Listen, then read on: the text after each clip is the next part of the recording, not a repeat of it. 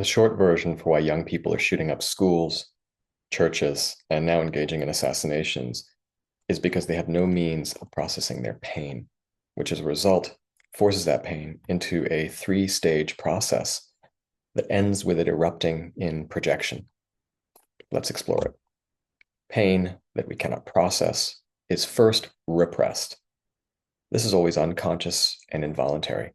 It's simply siphoned out of conscious awareness and dumped into the unconscious. However, like all resources on this planet, the unconscious's ability to store pain is finite and eventually reaches its capacity, at which point it will begin to squeeze out back into conscious awareness.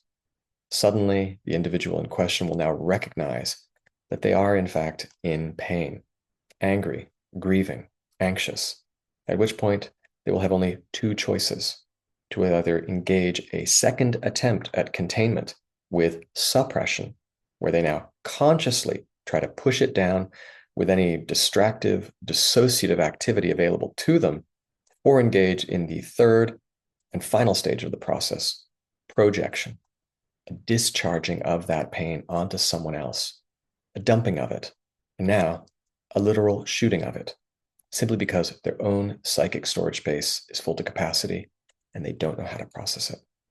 And it should be said that the targets we choose to project onto always begin at home, in the family, with those we love the most. But of course, it also very quickly extends outwards into opposing political parties, religious beliefs, and worldviews. This, in my humble opinion, is what actually underlines the violence and vitriol of the culture wars, not differences of opinion or allegiances to certain historical narratives, but actually an unconscious vying for who can discharge more of their pain onto the other side as effectively and surreptitiously as possible, because we're all full to bursting, and once again, still have not learned how to process it. And indeed, the more sophisticated you are, the more hidden and seemingly virtuous your projections, or we could say clandestine discharging of pain, will be, because the projection function is always accompanied by arguably the greatest and perhaps even most nefarious psychological sleight of hand that we as humans possess: rationalization, a function that justifies to ourselves why such and such a person or group deserves our anger, abuse, aggression, and ultimately our violence, which then green lights and rubber stamps the projection to take place. It's a self-appointed judge within that colludes with the delusion that we are simply identifying aberration in the world and attempting to correct it, which we might also be doing. But in the process, we'll also likely be adding to the whole problem through an unconscious transferring of our own pain that is our responsibility to process onto someone else all over again, and back and forth it goes at every level of society, which I sometimes like to call the global pass the trauma hot potato game. At this point in time, we've all reached our psychic limits, and no one apparently has any more space to contain their pain. And the least among us, as well as the most psychically permeable, are bearing the brunt of this. Of that contingent, the more yin or feminine among them will index towards chronic illness, while those that are more yang or masculine will act out, engage in violence, shootings, and at the geopolitical level, all-out offensive war. The only way out of this is to learn how to process our pain so that we don't have to either indefinitely house it within us and risk chronic illness, or continue dumping it onto someone else, and so doing perpetuate the ancient and cyclical blood feuds of conflict that have soaked our planet since the very beginning.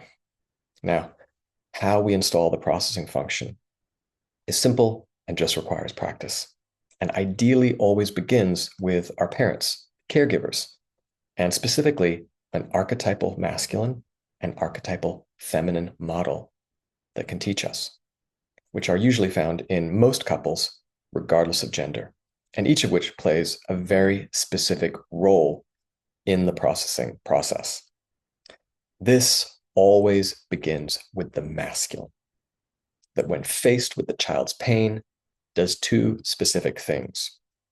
With the more yang child that tends to explode and project, the masculine holds a boundary and says, you will not dump this onto anyone else. It's your responsibility to process. To the more yin child that tends to implode and suppress, the masculine acts like a bunker-busting, grief-seeking missile that finds their pain and tells them, you don't have to keep it hidden and buried. We can access it and we can heal it. This is the boundary holding and trans-piercing function of the archetypal masculine. Now, once it has made contact with the pain, it then passes the baton, or we could say deploys the payload of the archetypal feminine, which is the ability to nurture the wound, care for it, love it, give it what it needs, which in my work, I often refer to as finding the antidotal energy that is required for any and all healing to take place. A few generic examples of antidotal energies include generating trust in the face of fear, forgiveness in the face of guilt, or simply holding the wound in love. That being said, the real skill of the processing function is that it must be attuned, spontaneous, and responsive in the moment to what is actually being asked for. It's not color by number and can't be prescriptive if it's to really have the power to alleviate the psychosomatic system of the burdens of that pain. All this is the kind of at-home trauma and pain hygiene that we need to be teaching all parents to adopt with the same level of commitment that we employ when taking out the trash, doing our dishes, and brushing our teeth. Psychic pain is no different, except for the fact that today it actually comes with increasingly mortal consequences.